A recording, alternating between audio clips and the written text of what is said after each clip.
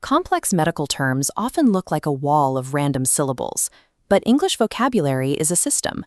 If you treat long words like Lego bricks, stacking Greek and Latin roots together, you can break them down into their literal meanings. Take the Greek root pos or podos, meaning foot. Combine it with iatria, meaning medical healing, and you get a podiatrist. As you can see here, the doctor's entire specialty is physically defined by that single root. That same pod block appears in everyday objects too. A stand for a speaker's feet is a podium, and a stand with 3 legs is a tripod. Mastering one root simplifies the task ahead. It gives you a familiar anchor point that stays consistent, even as you begin to add different prefixes and suffixes later on. We can apply that same logic to the hand. The Greek root is kyr. Look at the physical pressure being applied to this patient's spine. A practitioner who heals by manipulating articulations with their hands is a chiropractor. By keeping the care block static, we decode other fields. Adding graphene creates chirography, the study of handwriting. Swapping for mancy gives chiromancy, palm reading. Swap that for osteo, meaning bone, and definitions shift. An osteopath heals by manipulating bones and blood vessels. Recognizing these suffix patterns lets you categorize a profession at a glance. Their titles provide a literal description of how they work. The root for tooth is odontos. A dentist applying equipment to straighten teeth combines odontos with the prefix ortho, meaning straight, becoming an orthodontist. Changing the prefix modifies the specialty. Pedo, meaning child, gives a pedodontist.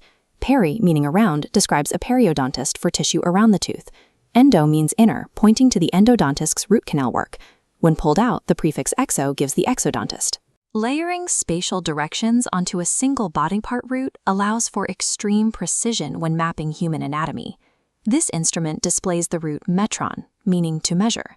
It applies when checking a thermometer for heat or a barometer for atmospheric pressure. This root is the key to decoding the most intimidating word in the session, the sphygmomanometer, the technical name for a blood pressure gauge. Even a word this long is just a set of instructions. Sphygmos means pulse, monos means pressure, and metron means measure. Pulse, pressure, measure. Terrifying scientific terms are often just literal, mechanical descriptions stacked together into a single string. Use that same pulse root to solve these.